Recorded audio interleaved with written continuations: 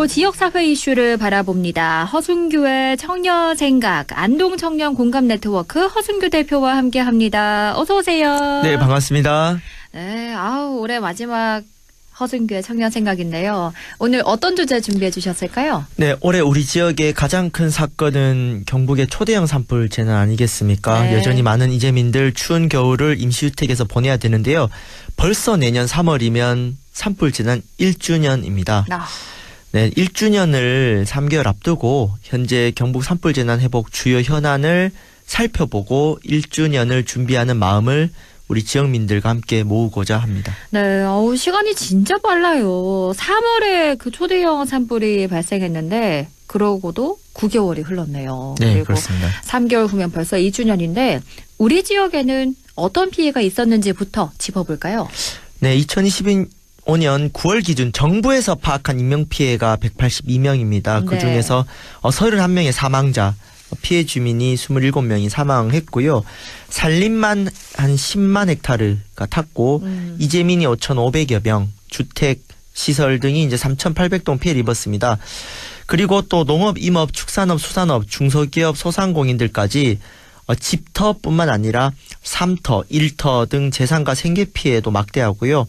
또 문화유산, 종교시설, 예술작업장, 별종우체국, 민간의료시설 등 다양한 비전형적 피해, 이른바 사각지대 피해도 많습니다. 문제는 통계로 잡히지 않는 사망자, 고위험군 인명피해가 더 많다는 점이에요. 그러니까 네. 산불 재난 이후에 지병이 악화돼서 돌아가신 분들, 어르신분들이 많이 돌아가셨는데 인과관계는 명확하진 않더라도 산불 재난이 아니었으면 더 편안하게 사시다가 가셨을 텐데요. 네. 여기에다가 이제 산림 파괴로 인한 홍수 산사태 2차 피해까지 또 지역 마을 소멸 위기까지 정말 총체적인 재난 상황을 겪었다고 볼 수 있습니다. 그렇죠. 말씀해 주신 것처럼 이번 피해 규모가 너무나 크고요. 또 비전형적인 피해라고 하죠. 사각지대가 워낙 많다 보니까 기존의 재난 및 안전관리 기본법, 일반법으로는 회복이 어려웠습니다. 그래서 지난 9월에는 경북, 경남, 울산 초대형 산불 피해 구제 및 지원 등을 위한 특별법이 국회 본회의를 통과했는데요. 최근에는 특별법의 하위 법률인 시행령 초안이 공개돼 내년 1월 5일까지 입법 예고 또 1월 말 시행령 제정을 앞두고 있습니다.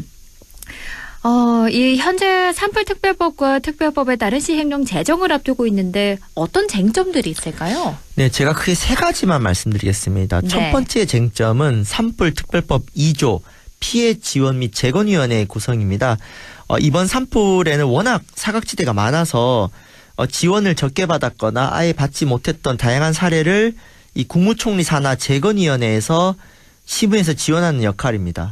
이게 가장 핵심 조항인데 네. 15명으로 구성하는데 고위 공무원 7명이 당연직으로 들어가고요. 네. 피해자 단체 추천인은 단 1명입니다. 그래서 경북 산불 피해 주민 대책위를 포함한 우리 피해자 단체들의 요구는 그 피해자 단체 추천인 1명 외에도 그 전문가 추천 6인과 지방자치단체 추천 1인 등 최대한 피해자 단체와 협의해서 피해 주민 친화적인 재건위원회 구성권을 보장해달 요구를 하고 있습니다. 네. 좀 실질적인 피해 지원 보상이 되려면은 주민들의 목소리가 많이 들어가야겠죠. 맞아요. 그래서 계속해서 주민들의 피해 이야기를 더 적극적으로 들려주셔야 한다라고 계속해서 대표님도 말씀해주고 계시고요. 그럼 두 번째 쟁점은 어떤 게 있을까요? 네, 두 번째 쟁점은 과연 이 특별법과 시행령으로 실질적인 그 보상이 되겠냐는 건데요. 네. 그 특별법과 시행령에 구체적으로 담기지 않는 사각지대들이 굉장히 많습니다. 뭐 좋은 창고의 저장 농산물이라든가 주거용이 아닌 뭐 시설들도 그렇고 뭐 중소기업 소상공인들 마찬가지인데 이러한 사각지대를 이제 재건위원회에 올려서 추가 지원을 심의한다고 합니다. 네. 그런데 최근 발표된 시행령에 의하면 농업, 임업, 수산업 피해복구 지원의 기준을 기존의 사회재난, 자연재난 구호 복구 비용 기준을 참고하여 심의 의결을 한다고 하는데 네. 그 기존에 적용된 기준을 보니까 뭐 농림시설 같은 경우는 뭐 지원 35, 융자 55, 자부담 15예요. 융자는 빌려주고 돌려받는 거거든요. 네. 그러니까 자부담이 10이라고 하니까 35%만 지원되는 거고 소상공인 중소기업 또 보니까 건축물이 지원 30, 융자 60, 자부담 10. 기계 설비도 35, 55, 10. 그러니까 이 뭐 100% 지원이라고 했는데 살펴봤더니 융자나 자부담을 빼면은 굉장히 이게 줄어들거든요. 그러네요. 그래서 이 NDMS라는 국가재난보상 시스템 피해 그 시스템에 들어가지 않는 사각지대 피해를 네. 좀 포괄적으로 인정해달라고 했는데 이런 부분들이 지금 특별법과 시행령에 미비하다고 볼 수 있습니다. 그렇군요. 이 피해 복구 지원 기준이 현실과 좀 동떨어져 있을 수 있다. 실질적으로 피해 지원을 하는데 우려가 되는 점이 있다. 이렇게 짚어주셨고요. 세 번째 쟁점은 어떤 게 있을까요? 네, 세 번째가 이제 경상북도가 뜨거운 이슈인데요. 그 특별법에 많은 내용이 들어가 있는 산림 투자 선도지구 5장 등 난개발 정책과 예산이 피해 주민 지원 보상과 부딪히는 점입니다. 이번 산불특별법 다양한 산림개발 특례 조항들이 들어가 있습니다. 네. 경상북도는 올해 9월 특별법 통과 이후 혁신 재창조 계획을 발표하면서 뭐 골프장, 리조트 건설 등 다양한 계획을 발표했는데 많은 주민들은 피해 지원 보상이 불확실한 상황에서 이 경북도의 발빠른 산림개발 공약 발표에 우려가 있습니다. 네. 뭐 저는 산사태 방지 등 안전 예방을 위한 시급한 일부 보강 공사를 제외하고 그 난개발 정책과 예산은 우선해서는 안 된다고 보는데 이제 경북도 입장은 그래요. 피해 보상과 산림개발은 별개라고 하지만 그 정부 예산과 지자체 예산은 한계가 있지 않습니까? 그렇죠. 또 옛말에 오얏나무 아래서 갓끈을 묶지 말라는 속담이 있는데 실질적인 피해 지원이 어느 정도 이루어지고 그 임시주택 거주민들의 주거 대책을 적극 마련하는 과정에서 개발 정책이 순차적으로 나와야 되는데 좀 앞뒤가 바뀌어 있습니다. 그러니까 예를 들어 이런 거죠. 퇴근하고 시간이 한정돼 있잖아요. 그렇죠. 나는 게임도 하고 집안일도 하겠다. 둘 다는 별개지만 시간은 네. 하나지 않습니까? 그래서 경상북도에서 지금 정책의 우선순위를 좀 더 피해 주민들 중심으로 해야 된다라고 봅니다. 이렇게 산불특별법이 통과되고 시행령 초안이 나왔지만 여러 가지 난제들이 여전합니다. 이런 대표님이 말씀해 주신 여러 가지 문제들을 내년 1월에 산불특별법 시행령이 제정되기 전에 해결이 되면 좋을 텐데 행정에서는 피해 주민들 요구를 잘 수렴하고 있나요? 어떤가요? 네, 최근 행정안전부 담당 부서와 피해자 단체 간담회가 있었는데요. 네. 일단 재건위원회 피해자 단체 추천권 보장하는 부분은 열심히 노력하겠답니다. 네, 노력하겠다고 하고 노력하겠다고요? 네. 행안부 담당자 권한 바뀌다라는 원론적인 아하. 얘기를 좀 반복해서 네. 좀 답답한 상황입니다. 뭐 총리실과 협의한 내용이라도 공유해줘야 될 텐데요. 그리고 시행령 제정 주민공청회를 해달라. 네. 1월 5일 입법 예고 전에 주민공청회 해달라고 요청을 드렸는데 네. 1월 5일 이후에 하겠다고 합니다. 사실 이렇게 아하. 1월 5일 이후에 해버리면은 바꾸기 어렵습니다.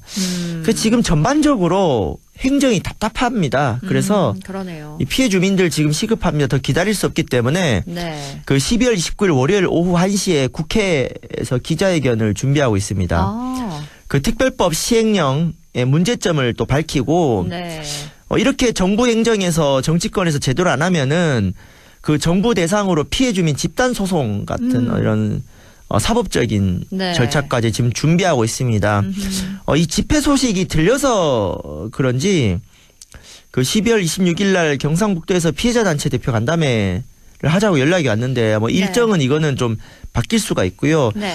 참고로 의성군 피해 주민 대책위에서는 12월 8일부터 경북도청 1인 시위를 지금 계속 이어오고 있습니다. 그래서 아까 말씀드린 사각지대를 포괄적으로 인정하는 시행령 제도를 해야 되고 네. 경상북도의 지금 난개발 정책 또 이철우 도지사의 책임을 묻는 또 이런 시위를 하고 있는데 이 의성군 피해 주민 대책에서 요구하는 사안 중에 좀 제가 주목할 만한 사항이 바로 원포인트 추경이라고요. 원포인트 추경이요. 그러니까 지금 대한민국 정부 예산 내년도 거 다 통과됐잖아요. 네, 근데 됐죠. 우리가 상황이 바뀌다 보면은 추가 경정 예산이라고 네.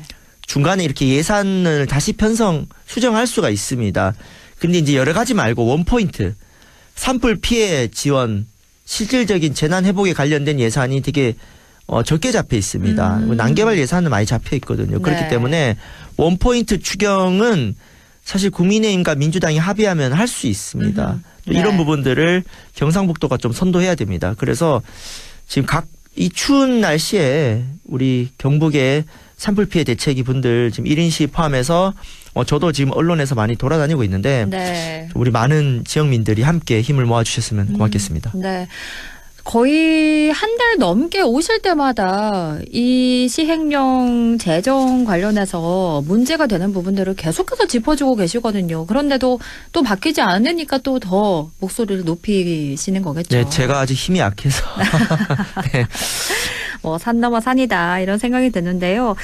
그럼 산불재난 1주년 어떻게 준비하면 좋을까요? 네, 제가 며칠 전부터 1주년이라는 말을 이제 매일 새기면서 네. 살고 있습니다. 그 이제 100일도 남지 않았는데요. 정말 우리 산불재난 1주년은 전 국민적인 추모와 치유 회복의 시간이 되어야 됩니다. 피해 주민들이 두려운 것은 잊혀짐입니다. 우리 산불 피해 주민들 향한 작은 관심이 큰 도움이 되는데 제가 얼마 전에 대구에서 방송에서 나갔는데 이런 네. 얘기를 들었어요. 어떤 거요? 이제 좀 어느 정도 보상이 이루어지고 잘 되고 있는 거 아니냐. 그런 이야기를. 근데 이런 이야기가 이 안동 시내에서 돌고 있어요. 아하. 제가 그랬어요. 와보라고. 네. 지금 임시주택 얼마나 추운지 아십니까? 히터도 안 되는데요. 여기 냉난방비 지원 원래 안 해준다 그랬다가 지금 네. 시에서 그래도 내년 4월까지 연장한다 그랬습니다. 그리고 지금 막 정화조 안 된 데 있고 얼음 언 데도 있거든요. 여전히 많은 피해 주민들은 추운 겨울 임시주택에서 보내야 되기 때문에 또 상처가 큽니다. 그래서 내년 3월 1주년을 잘 준비하기 위해서는 지금 연말 연초가 중요합니다. 우선은 특별법과 시행령이 제대로 만들어질 수 있도록 힘을 모아 주셔야 되고 또 내년 3월에 우리 주민들이 일상 회복할 수 있도록 좀 다양한 기획 또 우리 언론에서도 많은 취재도 부탁드리고 네. 우리 지역 주민들의 생각과 힘을 모아갔으면 좋겠습니다. 네. 산불 이야기 이렇게 나눠봤습니다. 저희는 해 넘기고 내년에 다시 뵙도록 할게요. 새해 복 많이 받으세요. 네, 감사합니다. 네.